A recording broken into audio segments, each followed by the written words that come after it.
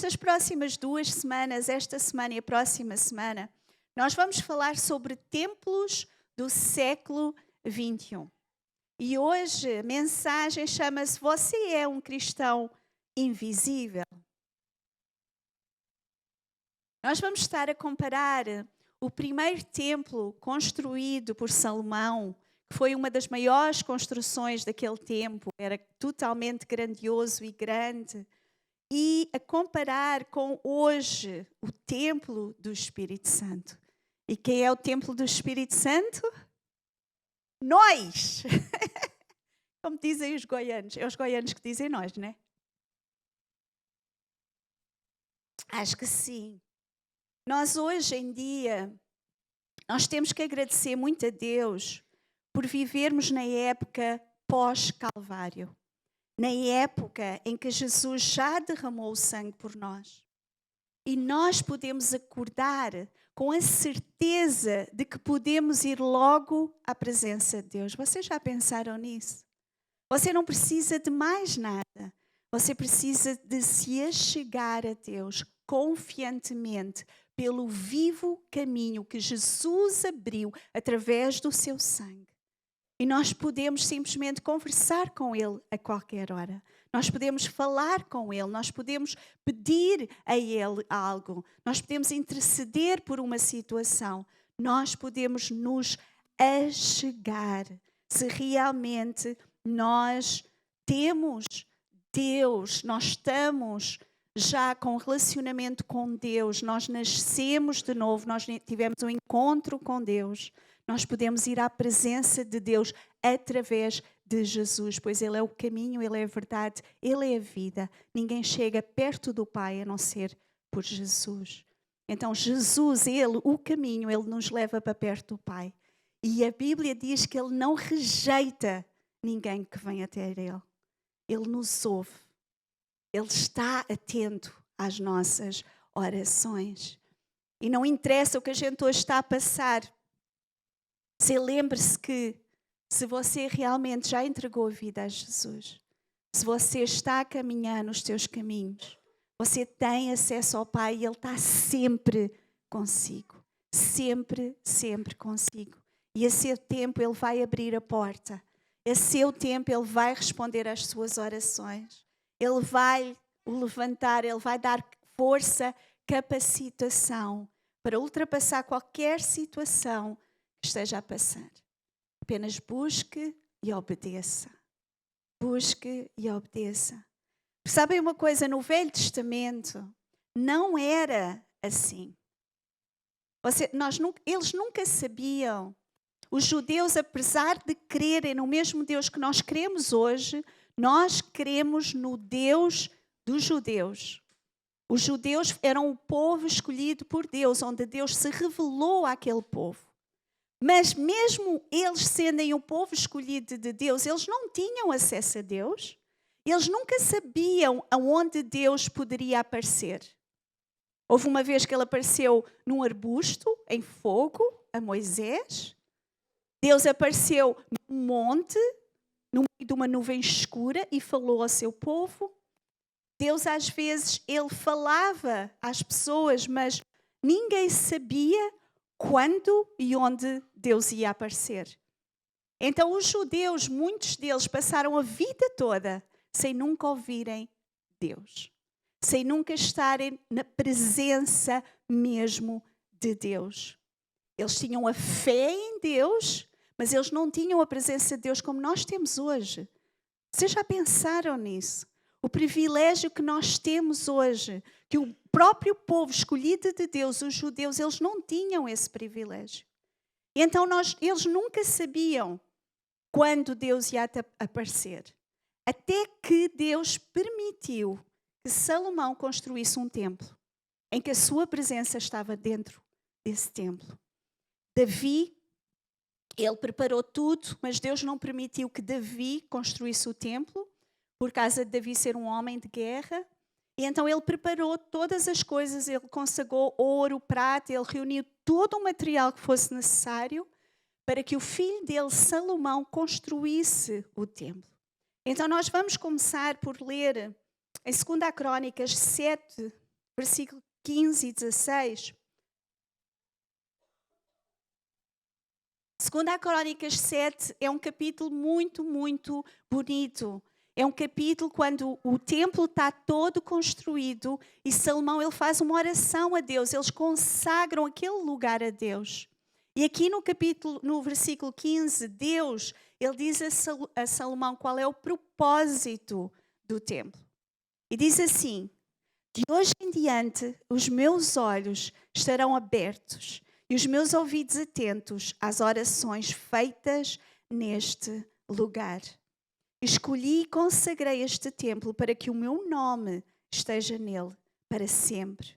Meus olhos e meu coração nele sempre estarão. Uma promessa maravilhosa de Deus, que Ele fez para os judeus, mas que Ele faz para nós, o templo do Espírito Santo agora. Ele diz para nós: eu, de hoje em diante, os meus olhos estão abertos para vocês. Os meus ouvidos estão atentos à vossa oração. Eu escolhi e eu consagrei este templo, para que o meu nome esteja nele para sempre. Os meus olhos e o meu coração nele sempre, sempre estará. Sempre uma promessa de Deus para aquela altura para o templo, mas para esta altura para o templo de Deus. É por isso que ele diz que é para sempre. Porque o templo já não está lá, mas o templo continua. Hoje nós somos esse templo. E assim as pessoas elas podiam vir e sabiam que a presença de Deus estava naquele lugar.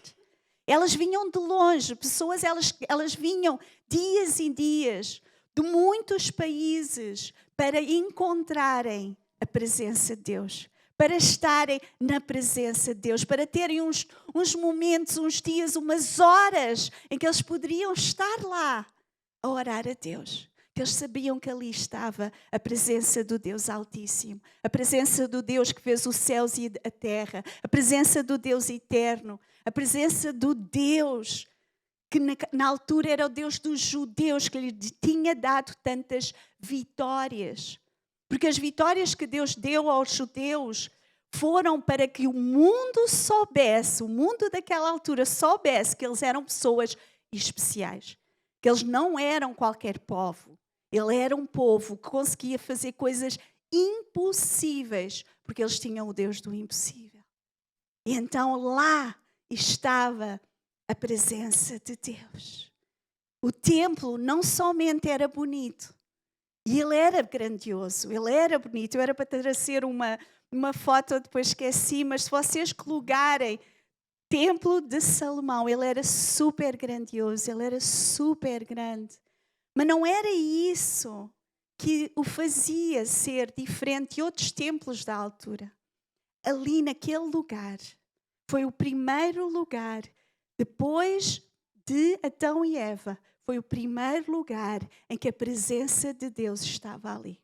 Conexão entre a terra e o céu. Havia uma conexão entre a terra e o céu. Pela primeira vez na história dos judeus, eles tinham um lugar onde estava a presença de Deus constantemente. Então, como eu disse, o templo já não está lá, ele foi destruído. Ele foi destruído, depois, entretanto, quando o povo foi para o exílio, depois o povo voltou, ele construiu novamente o templo. Entretanto, um pouco depois de Jesus ter morrido, o templo foi novamente destruído e nunca mais foi construído. Porquê? Porque Jesus veio trazer uma nova aliança. Porque algo diferente Deus queria fazer aqui na terra. Ele queria trazer algo de novo. Mas nós temos princípios que se aplicam a esse tempo, que agora se aplicam a nós, por nós sermos o templo do Espírito Santo. 1 Coríntios 6,16 diz assim: pois sois santuário do Deus vivo. Como disse Deus, habitarei com eles e entre eles andarei. Serei o seu Deus e eles serão o meu povo. Templo do Espírito Santo. Deus, Ele anda no meio de nós, Ele habita dentro de nós. Se isso não faz vocês ficarem, nada mais vai fazer. O Deus grandioso, poderoso, santo, Ele quer habitar não só no meio de nós, não só andar entre nós, mas Ele quer habitar dentro de nós, onde nós podemos ter a sua presença constantemente. Isso é maravilhoso, maravilhoso. Hebreus 8, 5 e 6, o autor fala aqui que o santuário de antigamente era somente uma sombra das coisas que haviam de vir. Diz assim, eles servem num santuário que é cópia e sombra daquilo que está nos céus, já que Moisés foi avisado quando estava para construir o tabernáculo. Tenham cuidado de fazer tudo segundo o modelo que lhe foi mostrado no monte. Agora, porém, o ministério que Jesus recebeu é superior ao deles. Assim como também a aliança do qual ele é mediador é superior à antiga, sendo baseada em promessas superiores. O que nós temos hoje em dia é muito superior. Há umas semanas atrás eu preguei um pouco sobre aquilo que foi a entrega do templo e aquilo que nós temos agora. É muito superior ao que era antigamente. Nós íamos gostar muito de estar lá com aquela presença maravilhosa. Diz que eles não conseguiam ficar de pé e que uma nuvem veio e que houve assim uma manifestação tremenda de Deus. Mas a verdade é que hoje em dia nós podemos ter muito mais da presença de Deus. É realmente nós temos que buscar. É muito melhor, e há 3 coisas que eu quero realçar o porquê de ser muito melhor o que nós vivemos agora do que era antigamente. Primeira coisa, antigamente havia somente um templo no mundo. Como eu disse, as pessoas tinham que viajar dias, horas, meses às vezes para ir para Jerusalém. Hoje em dia temos milhões espalhados pelo mundo. Milhões de templos espalhados pelo mundo. E antigamente nós o templo, deixa-me acabar aqui, milhares de templos para que possam impactar o lugar onde estão e providenciar as necessidades do povo ao redor. Porque o templo, quando estava ali, as pessoas iam ali, elas iam buscar a Deus e as suas necessidades eram supridas. Elas iam lá para conseguir ajuda e a ajuda era recebida. Mas hoje em dia os templos já podem realmente providenciar a várias pessoas em vários lugares do mundo. E leva-nos à segunda coisa. O templo ele era fixo num lugar. Havia só um e ele não se movia. Estava lá sempre. Hoje nós podemos ir. E é nossa obrigação de ir. É nossa obrigação de ir pregar o Evangelho a toda a criatura. Às vezes as pessoas evangelizam a dizer, vem à minha igreja. Você é a igreja. Você é o templo. Você tem a presença de Deus. Você pode levar o Evangelho a essa pessoa. Depois traga ela à igreja. É lógico que você pode convidar a vir à igreja. A igreja é linda, maravilhosa. Estamos todos juntos, há a presença de Deus. Creio que os pregadores pregam o Evangelho e que talvez a pessoa seja tocada. Mas não se esqueça que você tem o poder de Deus dentro de si. E que você é o veículo que pode ir para essas pessoas. Levar a esperança, levar o amor, levar o Evangelho, a água viva aos corações daqueles que precisam. Então, antigamente o templo estava lá, fixo. Quem queria tinha que vir. Agora não. Agora nós podemos ir às pessoas que necessitam. Terceiro, eu gosto muito desta. O templo tinha um estilo somente. Grandioso, com aquelas coisas todas, feito de ouro, de prata.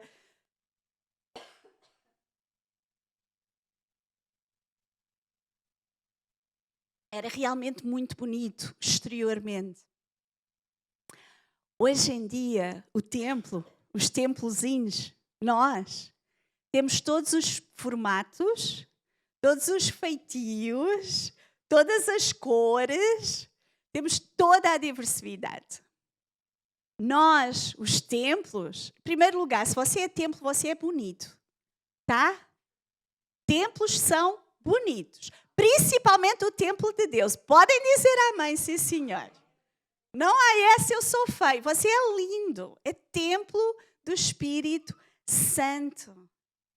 Mas, às vezes, nós olhamos para pessoas e porque nós vemos o exterior, nós olhamos para a pessoa e dizemos assim, nada de bom pode vir daquela pessoa. A gente olha ao exterior e diz, não, aquele não é crente. Não é crente, não. Porque nós ainda temos uma ideia de que a roupa é alguma coisa, de que o estilo é alguma coisa, que nós temos que ser de determinada maneira. Mas sabem uma coisa? Deus ama diversidade. Ele ama. Não julguem as pessoas pela maneira como elas se vestem, como é que a maneira se elas têm tatuagem ou não. Eu não faço, eu não gosto. Mas sabem uma coisa? Não tem nada a ver com unção. Não tem nada a ver com santidade. Não tem nada a ver com ser usado ou não por Deus. Deus ama as pessoas. Ele não quer saber o exterior.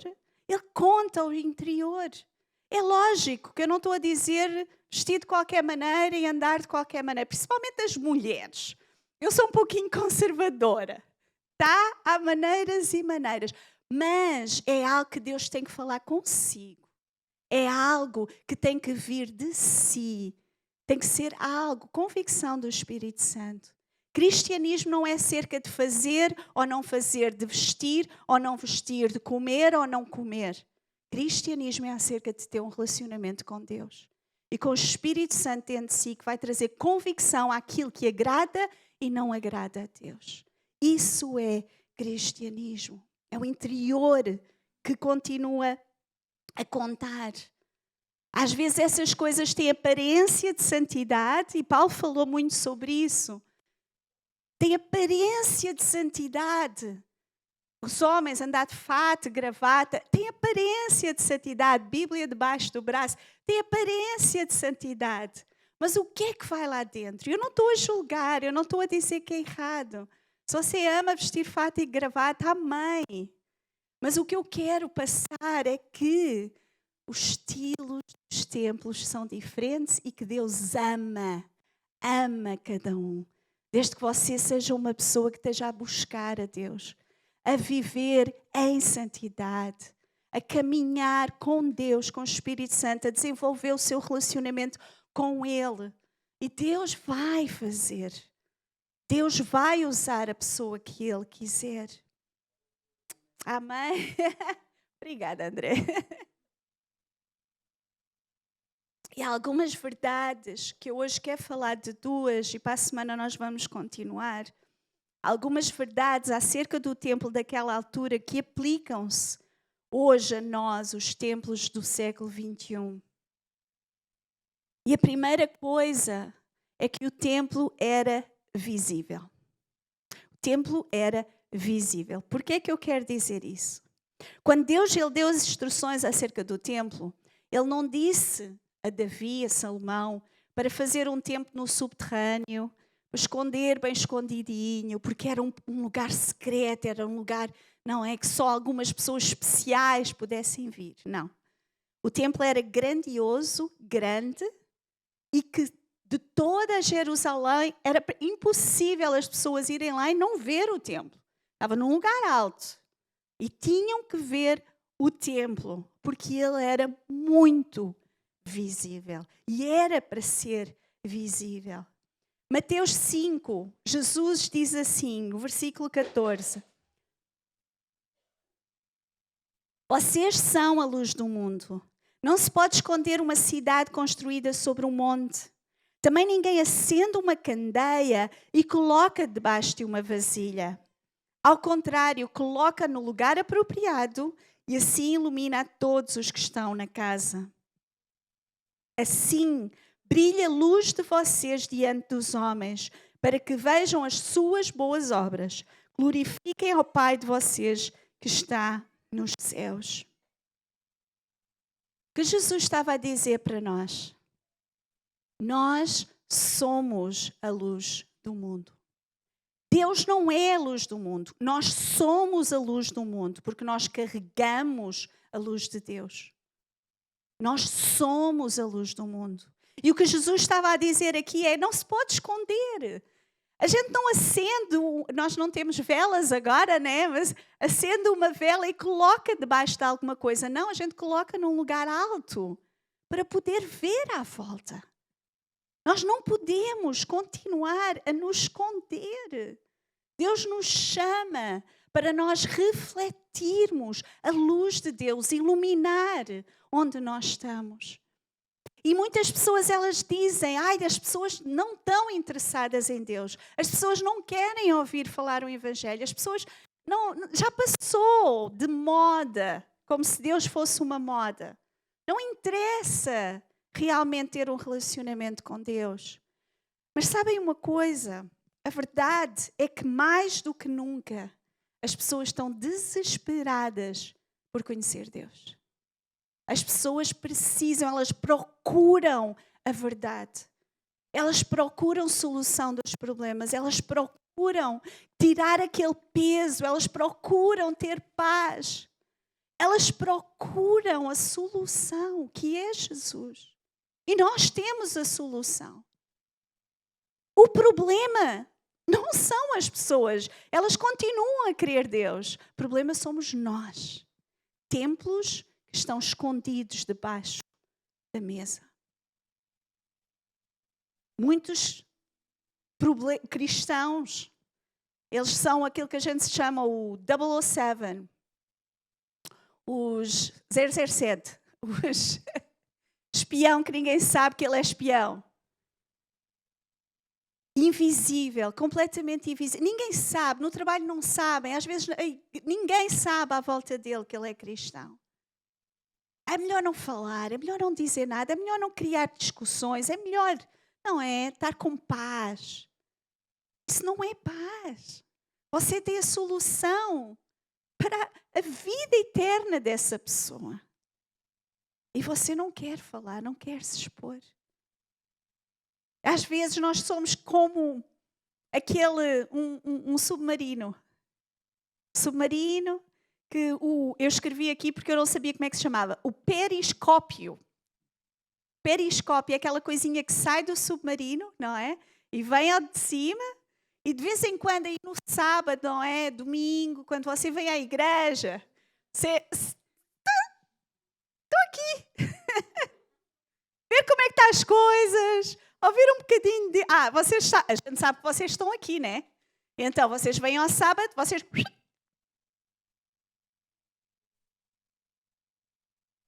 Durante a semana, escondidinho, debaixo d'água, sem levantar muita onda, ali, muito confortável, é confortável, né? Ninguém o vê, ninguém se mete consigo, ninguém o critica. Você está confortável, não quer sair daí. Só que não é para isso que Deus o chamou. Nós temos que ser cristãos visíveis para o mundo. Falar do amor de Deus, falar da ira de Deus, falar do pecado. Não podemos açucarar o Evangelho. O Evangelho é sal, não é açúcar. Sim, há uma condenação para aqueles que escolhem o pecado. Sim, há o caminho largo, como eu preguei semana passada, 2 semanas. O caminho largo vai dar à perdição. O caminho largo vai dar à morte eterna. Não há maneira de nós adoçarmos isso. Quem quebra os mandamentos, o salário do pecado é morte. A morte eterna. Não é você aqui nesta terra passar dificuldades. Não é você aqui nesta terra, não tem Jesus, não é feliz. Não tem a ver com isso. Tem a ver com a sua vida eterna e onde você vai parar. Então nós temos que falar às pessoas. Nós temos que levar o Evangelho. Nós temos que ser luz. Nós temos que parar de arranjar desculpas para não fazer. Para não ser. No final daquele versículo que estava a dizer, diz assim, Jesus dizia, para que as nossas boas obras, deixa eu só procurar, para que brilhe a luz de vocês diante dos homens, que vejam as suas boas obras e glorifiquem ao Pai de vocês. Você tem tido boas obras, porque muitas vezes nós não dizemos que somos cristãos, porque realmente nós falamos como eles, nós agimos como eles, nós murmuramos como eles, nós fazemos a mesma coisa e vamos lá chegar a dizer que somos cristãos? Que cristianismo nós estamos a viver? Mas quando eles veem as nossas boas obras, quando eles veem a diferença, quando eles veem que nós sofremos o dano, que nós perdoamos facilmente, que nós estamos dispostos a servir, que nós elogiamos em vez de criticar, que nós abençoamos em vez de amaldiçoar, eles vão ver que nós somos diferentes. Mas não basta só ver. Às vezes a gente, prega o Evangelho, como é que é aquela coisa? Prega o Evangelho com suas ações e, se for preciso, usa as palavras. Qualquer coisa assim. Não concordo com isso. Nós temos que usar as palavras. Jesus sempre usou as palavras. Não bastava os milagres que ele fez. Não bastou as coisas boas que ele fez. Ele ensinava às pessoas. Ele pregava para as pessoas. Ele falava do Evangelho para as pessoas. Ele confrontava o pecado das pessoas. Ele dava amor, mas ele dava também repreensão quando eles precisavam. Então, realmente, nós temos que ser um templo visível no lugar onde estamos.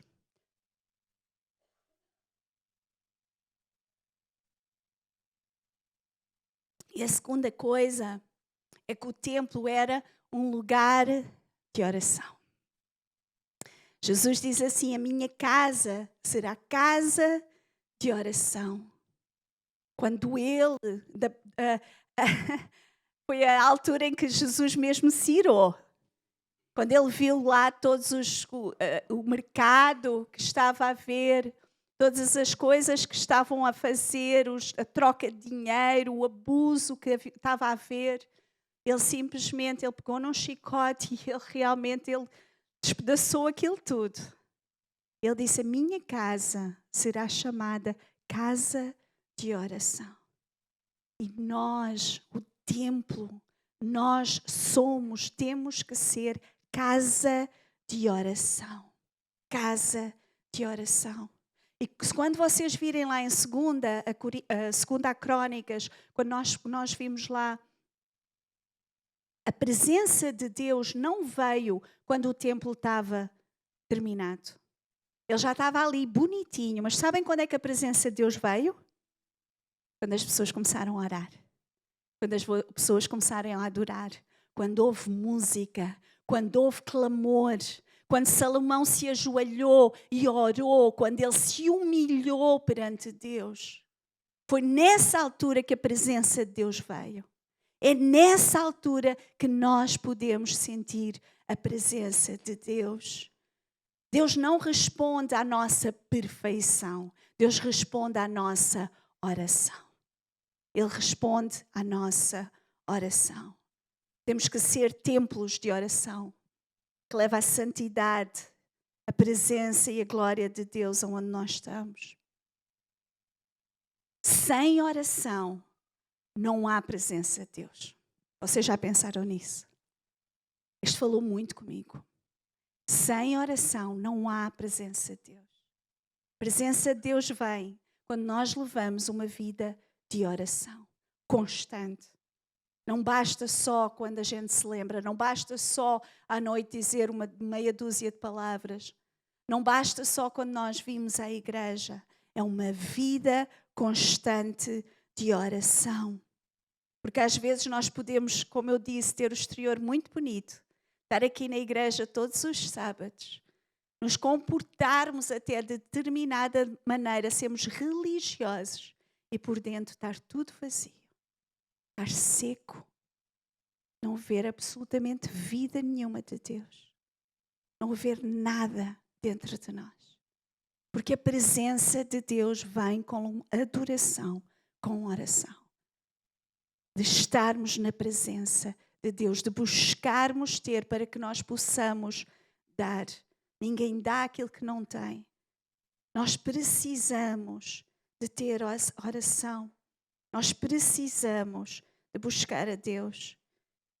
Porque cristianismo, como eu disse, não é aparências, não é fazer ou não fazer, é relacionamento. E sem diálogo não há relacionamento. Experimentem estar sem falar com o seu marido, com a sua esposa durante uma semana, 2 semanas e você vai ver que relacionamento que você tem. Porque é que nós fazemos isso com Deus? Nós não falamos com Ele e depois dizemos assim, Deus, ajuda-me. Eu sou cristão. Eu acredito em Deus. Ele está lá, disposto a nos ouvir constantemente e nós não falamos com Ele. Como eu disse, no Velho Testamento havia tantos rituais que eles tinham que fazer. As mulheres nem sequer entravam no lugar santo. Elas ficavam no átrio. Vocês já pensaram nisso, meninas? Ninguém entrava. Mulher não entrava. Coxo não entrava. Cego não entrava. Havia uma série de restrições. Havia muitas restrições para se entrar na presença de Deus. Havia uma série de sacrifícios que tinham que ser feitos, rituais que tinham que ser feitos. No lugar santíssimo entrava-se uma vez por ano. Era o sumo sacerdote que se entrava lá. Depois de muito ritual, muita coisa, derramamento de sangue, para ele poder entrar lá. E não sei se vocês sabem, ele levava uma corda amarrada ao pé. Sabem porquê? Porque se ele não tivesse como deve ser, ele morria na presença de Deus. Eles tinham que o puxar, ninguém podia entrar lá dentro. Eles tinham que o puxar. Era seríssimo entrar na presença de Deus. E nós hoje temos um privilégio tremendo de entrar na presença de Deus. Todos os dias, a toda a hora, Ele está disposto a nos ouvir. Todos os dias Ele está com o ouvido atento às nossas orações. Os seus olhos estão sobre nós. A mão dele está estendida para nos dar tudo aquilo que a gente precisa. E nós não falamos com ele. Nós falamos com o vizinho, nós falamos com o amigo, nós falamos com os pais. Nós queixamos de tudo e Deus está lá, fala comigo. Eu estou aqui. Eu paguei um alto preço para que tu possas vir e falar comigo. Eu derramei o meu sangue para que tu possas vir e ter um relacionamento comigo. O que é que tu estás a fazer aí fora? Num átrio, perdido. Tu hoje estás convidado como filho, entrega-te a mim. Entrega, vem, fala comigo. Porque eu estou disposto a te ouvir. Não a dar aquilo que tu queres, mas aquilo que tu precisas. Tudo o que precisas, Ele te dá. Acima de tudo, Ele te dá a sua presença. Não precisamos de mais nada. Porque a sua presença nos basta. A sua presença é a coisa mais importante que nós podemos ter na nossa vida. Oração não somente acontece. Eu já falei várias vezes sobre a importância de ler a Bíblia. Mas, irmãos, oração é vida também. E sabem uma coisa? Na minha vida eu já vi. Não há como nós não nos organizarmos para podermos ter tempo para orar. Porque nós nunca vamos ter tempo. Nós vivemos vidas muito corridas. Se você não for disciplinado, você nunca vai orar, nunca vai ler a Bíblia. Não vai. Pode ter até momentos com Deus, mas vai haver sempre algo que o vai retirar da presença de Deus. Desliga o telemóvel. Escolha uma hora para orar. E faça disso o seu hábito diário. Porque nós precisamos da orientação de Deus, da presença de Deus, da unção de Deus, da sabedoria de Deus, todos os dias da nossa vida. E se nós fizermos isso, vos garanto que as vossas decisões vão ser muito mais sábias. Que você vai ter um dia completamente diferente. Que você vai agir completamente diferente. Porque a unção de Deus vai estar sobre si. Então você não somente vai reagir às situações, mas você vai ter aquela calma que vem de Deus, aquela paz que vem de Deus, aquele amor que vem de Deus para fazer aquilo que agrada a Deus constantemente. Tenha um livro de oração e tire um tempo específico de oração. Eu amo escrever. Tenho livros e livros escritos lá. E às vezes eu vou ler de volta e é muito interessante. Eu às vezes até fico admirada com as coisas que eu escrevo, né? Eu, uau! Que é assim, eu escrevi isso, uau! Eu ensino-me a mim própria. Porque depois a gente esquece. Tenha um livro de oração para ver as respostas de Deus. E eu quero vos ensinar hoje uma coisa. Porque às vezes a gente não sabe por onde começar, né? Vamos orar como? Eu vou-vos ensinar algo que a gente ensina às crianças. E eu acho que é muito bom para nós. Tá? Vamos orar através da mão. Quem é que já ouviu falar da oração através da mão? Não. Foram à escolinha.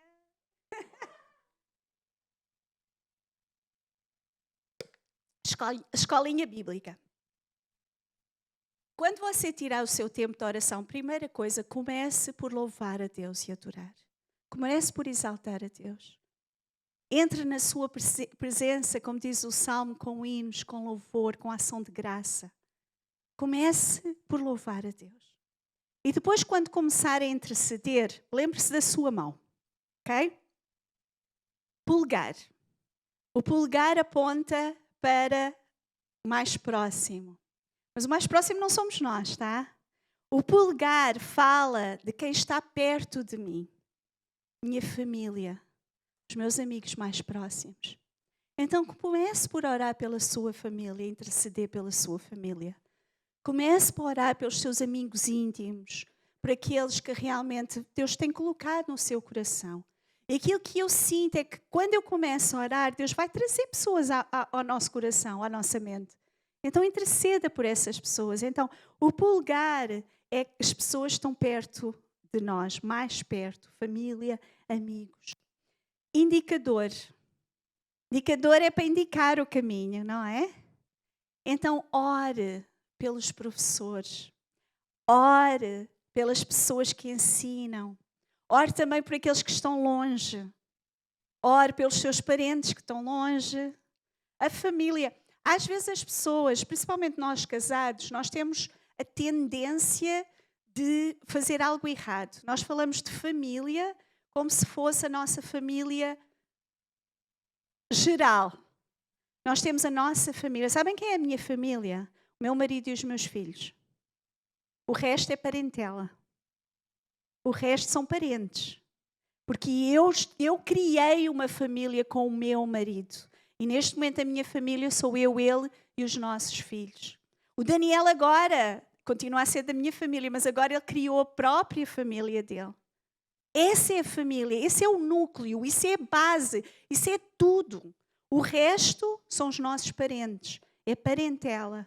Então, ore pelos seus parentes, aqueles que estão mais longe. Ore pelos missionários, pessoas que você conhece que estão a pregar o Evangelho em lugares difíceis. Ore por aqueles que realmente estão em outros lugares que não perto de si. O do meio, ok? Eu não vou... O do meio é o maior, né? Vou fazer assim para não, para não escandalizar. O do meio é o maior, né? Ok. Ele fala da autoridade, ok? É o maior. pessoas que estão em autoridade. Então, ore pelos seus líderes. Ore pelo seu patrão. Ore pelo seu... é o patrão e depois é o chefe, né? Ore pelo seu chefe. Ore pela nossa nação, pelas autoridades, pelo presidente. Ore pelo primeiro-ministro. Ore pelas nossas autoridades. Não só as autoridades a nível da igreja, mas autoridades a nível governamentais. Amém? Então é o grande. O anelar é o único dedo que é o mais... Ele não consegue ficar só assim levantado, né? Ele é o mais fraquinho. Sabem que é por isso que nós temos a aliança? É. Sabem porquê? Porque nós não temos que ser fortes, nós não temos que nos levantar contra a nossa esposa. Nós temos que andar juntos. Só juntos é que a gente consegue caminhar. Então é por isso que é por outros motivos, mas eu achei essa engraçada. Então, o anelar, ore pelos mais fracos. Ore pelas pessoas que estão doentes, pelos necessitados, pelos que sofrem maus tratos. Ore pelos cristãos que estão sendo perseguidos agora em muitos e muitos países. Então, realmente, quando chegar a este dedo, ore para aquilo que se lembrar de pessoas que realmente estão a passar momentos muito difíceis, que elas não se conseguem levantar sozinhas, precisam da sua oração. E o mindinho, o que é o mindinho? O mais pequenininho. O mais pequenininho é que representa nós. Porque realmente você é aquele que menos importa na sua oração. Estranho, né? Que a gente quer só... Quando nós oramos por os outros, Deus abençoa a nossa vida. Lembrem-se de Jó. Ele foi curado quando orava pelos amigos. Eu acho isso, assim, quando eu leio isso, quando nós lemos Jó, e ele passou tanto, e ele não estava a orar por si, ele estava completamente acabado, destruído, tudo destruído. Ele foi curado e restaurado quando ele orou pelos seus amigos. Então, no mindinho, ore por si, pelas suas petições, apresente o que vai no seu coração, apresente realmente as coisas que estão a subcarregá-lo, que estão... Você precisa daquele toque de Deus. Ore dos seus sonhos, daquilo que você quer realizar. Abra o seu coração a Deus. Não é errado orar por si, eu não estou a dizer isso. Eu só estou a dizer que nós devemos pôr sempre Deus primeiro, em segundo lugar são os outros, e nós vimos em terceiro lugar. As pessoas são bem mais importantes, as necessidades das pessoas são bem mais importantes. Mas sabe uma coisa, quando você começa a orar pelas outras pessoas, as outras pessoas vão orar por si. É recíproco. E Deus vai abençoar. E nós vamos estar na oração das outras pessoas. E Deus vai fazer. Com isto. Então, vocês lembram-se? Canino, pessoas que estão próximas, pessoas que indicam caminhos, professores. Orem por mim, que eu acho que vos ensino alguma coisa. Orem pelos missionários, pessoas que estão longe, vossa parentela, vossos familiares. O grande, orem pelas autoridades.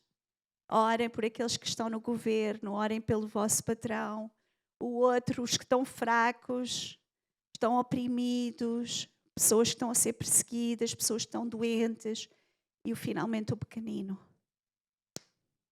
Nós, pequeninos, mas a nossa oração tem muito poder. Se você fizer isso, meia hora já passou.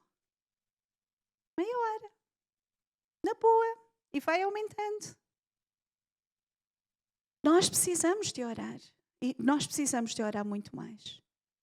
Nós estamos fracos. A igreja está fraca porque nós não oramos o suficiente. Estava a compartilhar com a irmã Ruth, agora, quando nós chegámos. Esta semana foi uma semana de luta. Mas sabem uma coisa? O sábado, e por falar nisso, o sábado foi muito bom, não foi? O nosso aniversário. Oh, benção! Glória a Deus, eu agradeço tanto aos irmãos. Meu Deus, toda a gente trabalhou tanto, toda a gente foi uma bênção, foi uma atmosfera fantástica, foi tudo. As pessoas saíram daqui muito felizes. Eu amei, foi o melhor aniversário de todos os tempos, o melhor. Mas sabem uma coisa? Normalmente, quando há algo muito bom, a seguir vêm lutas e ataques. Vêm lutas e ataques. Eu tenho ouvido pessoas. Foi uma semana de muito ataque a nível espiritual. Não é para vos assustar aquilo que eu estou a dizer, é por abrir os vossos olhos e que vocês estejam atentos. Vocês não pensem que é um acaso ou simplesmente aconteceu. Se você faz parte desta família, da igreja, a igreja vai ter muitos altos e alguns baixos. Vai estar assim. Porquê? Porque de repente Deus nos leva lá para o cimo do monte. Tudo está maravilhoso, bem, uma bênção, toda a gente se está a amar, aquela coisa maravilhosa. E às vezes nós vamos para os vales de ataques. Parece que tudo está errado, parece que não há aquela facilidade nos relacionamentos, parece que há ataques até demoníacos, coisas a acontecer muito fora do normal. Mas lembre-se de uma coisa, o Deus das montanhas é o Deus dos vales. Aquele que está consigo quando tudo está bem, é aquele que está consigo quando não está bem. É só orar, é só buscar, é só ter intimidade com Deus, que Ele vai capacitar a ultrapassar todas as coisas que nós precisamos. Todas as coisas. Então nós temos que ser um templo visível. E nós temos que ser uma casa de oração. Se não se lembrarem de mais nada, isto aqui acho que já fala tudo. Um templo visível. Você é o templo do Espírito Santo. Não é? Está na hora de fazer essa decisão. Se ainda não é, você está na hora de tomar uma decisão para Cristo. Porque sabe...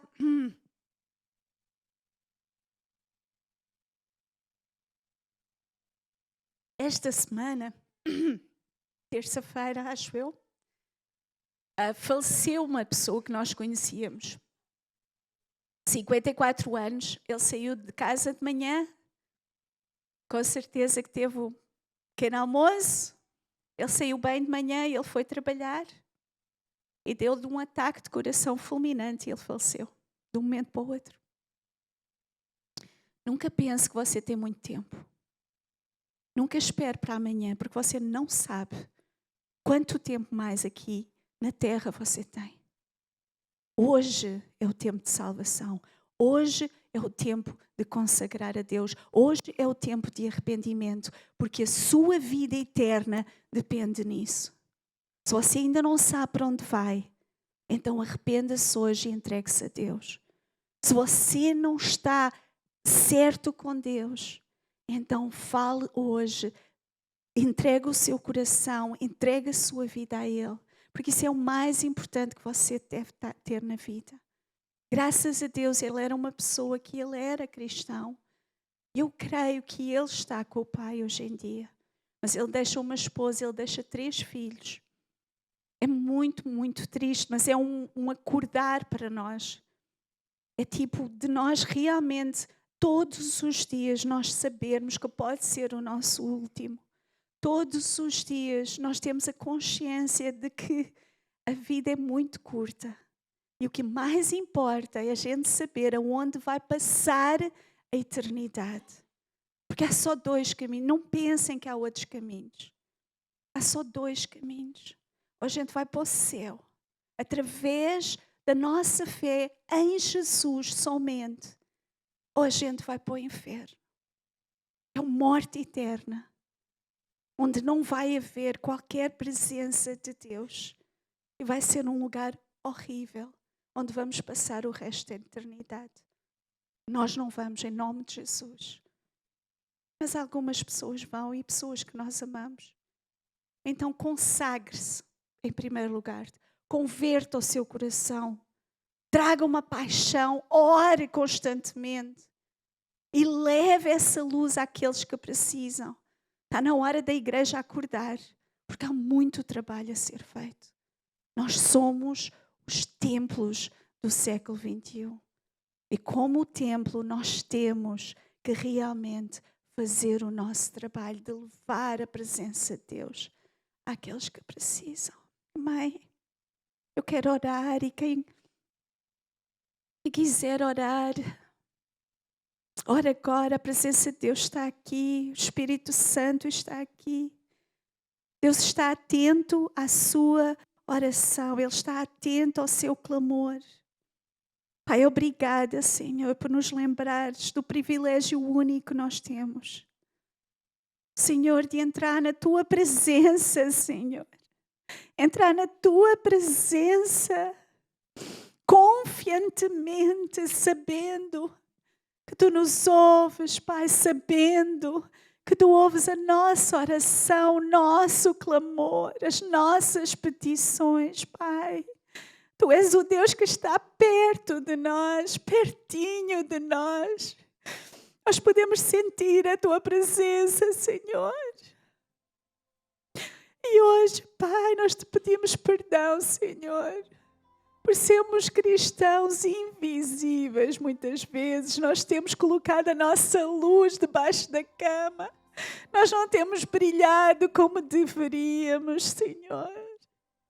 Oh, Pai, ensina-nos, Pai, mais e mais a mostrar essa luz ao mundo, Senhor, a levar o Teu Evangelho, a levar a vida eterna, Senhor, que os rios de água viva saiam de dentro de nós, que possam saciar a sede àqueles que necessitam, Senhor.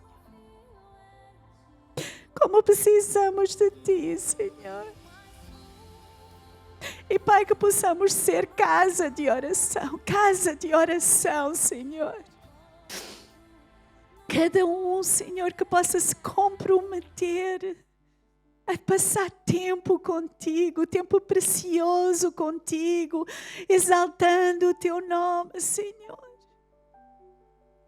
Intercedendo pelas vidas, intercedendo, Senhor, por todos aqueles que Tu colocas no nosso coração. Pai, eu Te dou graças, Senhor, eu Te dou graças, Pai.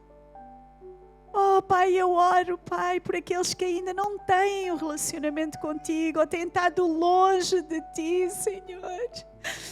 Eu oro, Pai, que eles possam vir a Ti, Senhor, se entregar a Ti, Senhor. Tem misericórdia, toca, só o Espírito Santo pode tocar e pode convencer do pecado, do juízo e da morte. Oh, Espírito Santo, toque agora, Senhor, toque agora.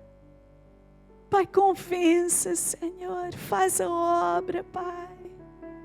Oh, precisamos tanto de Ti, Senhor, tanto de Ti, Senhor. Oh, Espírito Santo de Deus, queremos que Tu queres habitar dentro de nós.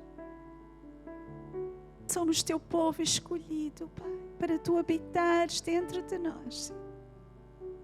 Obrigada, Pai, pelo que Tu vais fazer através da nossa vida, Senhor, nesta igreja, Pai.